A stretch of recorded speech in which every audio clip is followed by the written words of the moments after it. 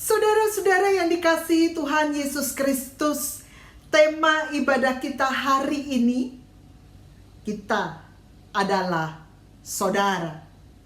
Ketika saya membaca dan merenungkan tema ini, saudara-saudara, terlintas dalam benak saya, bukankah tema kita ini adalah bagian dari karakteristik yang paling terkenal dari bangsa kita, bangsa Indonesia.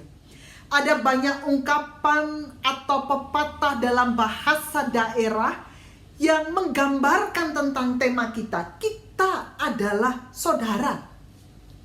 Dari daerah Sulawesi ada ungkapan yang mengatakan torang semua bersaudara. Kita semua bersaudara.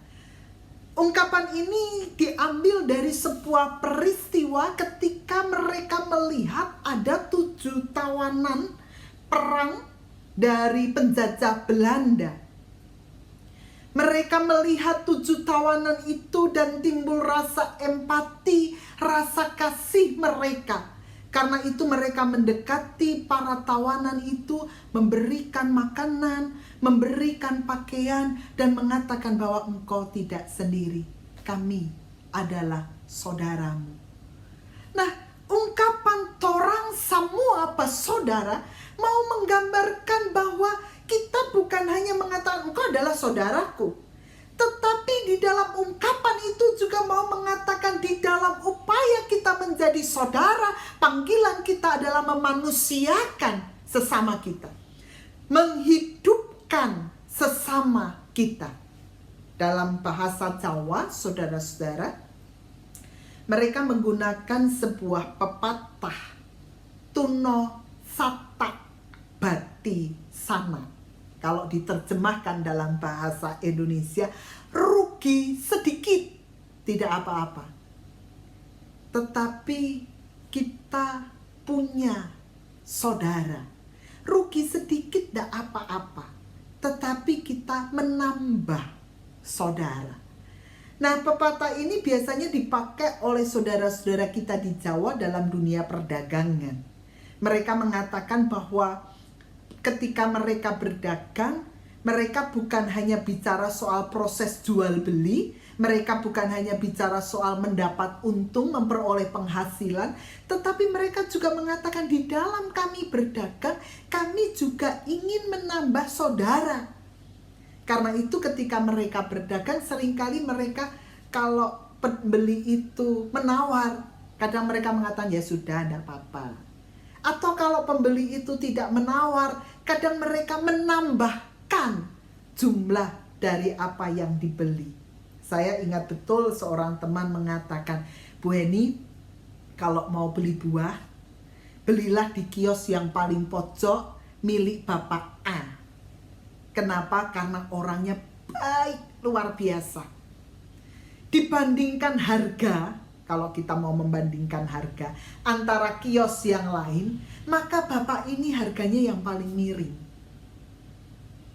Selain itu, kalau kita datang, beliau sangat ramah, beliau sangat baik. Bahkan tidak jarang ketika kita membeli dagangannya, dia menambahkan apa yang kita beli. Orangnya baik, dia menganggap kita ini saudara.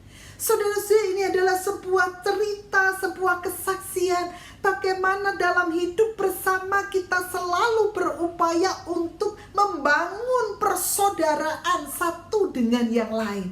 Kita belajar untuk memanusiakan sesama kita. Nah, ini juga yang sebetulnya hendak ditunjukkan di dalam bacaan kita. Kalau kita perhatikan di dalam ayat yang ke-20, saudara-saudara, di sana dikatakan, kemudian Yesus masuk ke sebuah rumah, maka datanglah orang banyak berkerumun pula. Lalu diberi keterangan, sehingga makan pun mereka tidak dapat. Saudara-saudara, perhatikan apa yang terjadi pada Yesus. Yesus masuk ke sebuah rumah dan orang banyak itu mengikuti Yesus kemanapun Yesus pergi. Sehingga untuk makan, untuk memenuhi kebutuhannya tidak dapat. Itu dikatakan di dalam ayat 20. Apa yang dilakukan oleh Yesus? Saudara-saudara, kalau kita lihat bacaan kita di ayat-ayat sebelumnya, maka kita bisa mengatakan bahwa Yesus itu menjadi saudara bagi banyak orang. Sehingga orang banyak itu mengerumuni Yesus, mengikuti kemana saja Yesus pergi. Mengapa? Karena ketika Yesus melihat ada orang yang sakit, Yesus peduli menyatakan kasih-Nya kepada mereka dengan menyembuhkan mereka. Ketika Yesus melihat ada orang-orang yang kerasukan roh jahat, Yesus peduli pada mereka. Yesus menunjukkan cintanya dengan mengusir roh-roh jahat itu daripadanya. Ketika banyak orang itu rindu untuk memperoleh kebenaran firman Tuhan, Yesus tidak tinggal diam saja. Yesus mengajar, Yesus memberitakan kabar baik kepada mereka. Kenapa orang banyak itu mengerumuni Yesus? Saudara-saudara, kita melihat karena Yesus berkenan menjadi saudara, berkenan untuk memanusiakan orang banyak itu. Nah, menarik saudara-saudara, ketika Yesus memberikan dirinya untuk menjadi saudara, menjadi sahabat, merangkul orang banyak, memberikan kesejahteraan, menghidupkan mereka. Apa tanggapan kaum keluarganya? Ayat 21 dikatakan, mereka datang untuk mengambil Yesus. Setelah mereka dengar apa yang dikerjakan oleh Yesus, mereka mau ngambil Yesus. Mengapa? Sebab kata mereka, iya, Yesus tidak waras lagi. Apa yang ditunjukkan dalam kacamata kaum keluarganya, Yesus dipandang tidak waras. Apa maksudnya? Saudara-saudara, kalau kita perhatikan di dalam bahasa aslinya, di dalam bahasa Yunani, kata tidak waras itu dipakai dengan sebuah pernyataan eksistemi, yang berarti berada di luar dirinya atau terganggu jiwanya. Nah, kapan seseorang dinyatakan berada di luar dirinya atau terganggu jiwanya? Saudara-saudara, ada 3 hal yang menyebabkan seseorang dianggap tidak waras. Yang pertama, kalau ia melakukan sesuatu yang bertolak belakang dari pendapat yang berlaku umum. Yang kedua, ketika ia melawan tradisi yang berlaku. Atau yang ketiga, di luar akal sehat manusia. Mari kita coba lihat apa yang dikerjakan oleh Yesus. Kira-kira apakah Yesus masuk di bagian 3 ini sehingga ia dikatakan tidak waras? Kalau kita perhatikan di dalam ayat pasal yang ketiga, Markus pasal 3 ayat yang kedua, apa yang ditunjukkan di sana? Mereka mengamati Yesus kalau ia menyembuhkan orang itu pada hari Sabat supaya mereka dapat mempersalahkan dia. Saudara-saudara, apa yang dilakukan? Rupa-rupanya ketika Yesus ada di dalam rumah ibadat dan ada seorang yang mati sebelah tangannya, apa yang ditunjukkan di sana?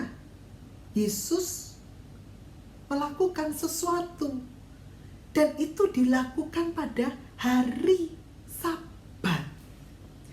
Tradisi yang berlaku, pandangan atau yang berlaku secara umum pada waktu itu, hari Sabat orang tidak boleh bekerja, termasuk menyembuhkan orang yang sakit, melakukan perjalanan. Pada hari Sabat orang meninggalkan semua pekerjaannya dan mereka beribadah kepada Tuhan. Apa yang dilakukan oleh Yesus? Ia justru menyembuhkan orang yang sakit pada hari Sabat. Saudara saya ini mau mengatakan, kenapa kaum keluarganya mau mengambil Yesus, mau menangkap Yesus, mau membawa kembali Yesus? Karena Yesus melakukan sesuatu di luar tradisi yang berlaku, bertolak belakang dari pandangan yang berlaku secara umum. Apakah Yesus juga melakukan sesuatu di luar akal sehat manusia? Sebenarnya menurut saya iya. Kenapa? Karena Yesus itu sebelum dia mulai berkarya, dia sudah memiliki pekerjaan sebagai tukang kayu. Ia meneruskan pekerjaan ayahnya. Ia sudah bekerja, ia sudah mencukupi hidupnya sehari-hari.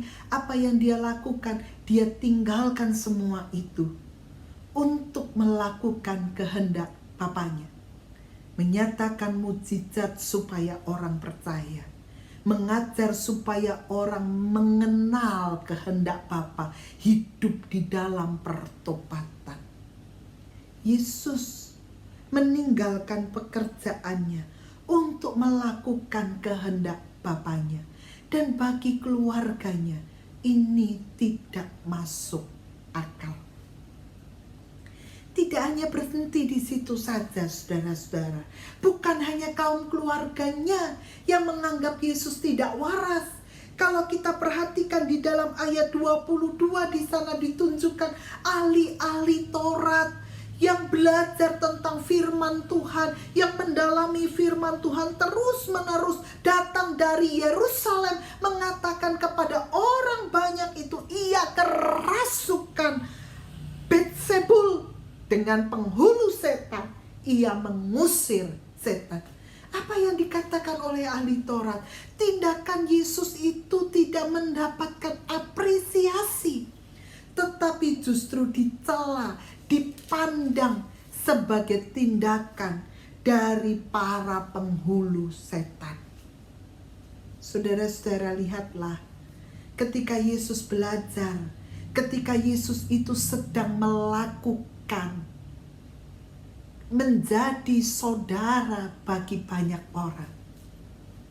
Apa tanggapan keluarga dan ahli Taurat? Mereka tidak menyukainya. Mereka mau menghentikan karya Yesus. Tidak hanya berhenti di situ saja. Ketika kaum keluarganya tidak dapat membawa Yesus kembali, datanglah ibu dan saudara-saudara Yesus. Mereka meminta supaya Yesus keluar, supaya orang banyak itu memanggil dia, supaya dengan begitu mereka bisa membawa Yesus kembali ke rumah. Ibu dan saudara-saudaranya pun tidak bisa menerima apa yang dilakukan oleh Yesus. Saudara-saudara, apa yang dikerjakan oleh Yesus? Ketika orang banyak itu mengatakan, lihat, ibu dan saudara-saudaramu ada di luar dan berusaha menemui engkau. Jawab Yesus, siapakah ibuku dan siapakah saudara-saudaraku? Dia justru bertanya, siapa ibuku dan siapa saudara-saudaraku? Lalu ia melanjutkan, ia melihat kepada orang-orang yang duduk di sekelilingnya itu dan berkata, inilah ibuku dan saudara-saudaraku. Barang siapa melakukan kehendak Allah, dialah saudaraku laki-laki dan dialah saudaraku perempuan, dialah ibuku. Saudara-saudara, apa yang mau ditunjukkan dari jawaban Yesus ini? Ketika orang banyak mengatakan, lihat, ibu dan saudara-saudaramu berusaha ada di luar dan berusaha menemui engkau, Yesus tidak mengatakan, oke, saya keluar, saya akan berjumpa mereka. Yesus juga tidak mengatakan bahwa, oke, tunggu, aku akan menyelesaikan tugasku. Tetapi Yesus justru bertanya, siapa ibuku dan saudara-saudaraku? Saudara-saudara, ini mengatakan, bukan menunjukkan kepada kita bahwa Yesus kemudian menjadi sombong karena dia dikerumuni banyak orang sehingga ia tidak mengenal siapa ibu dan saudara-saudaranya.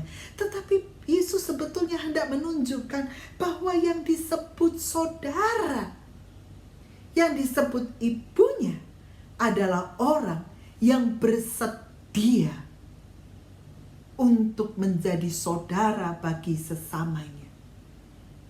Saudara, ibu adalah orang yang bersedia melakukan perintah Tuhan, yang bersedia melakukan kehendak Tuhan.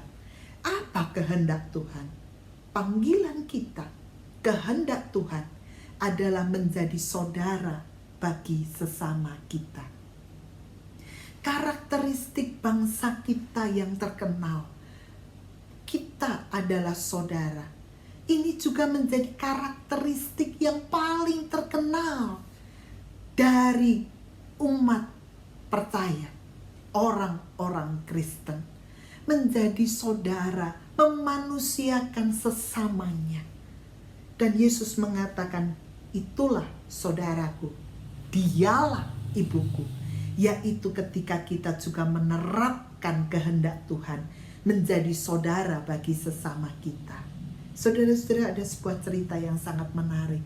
Seorang teman mengatakan begini, dulu saya itu termasuk orang yang bisa dikatakan usil.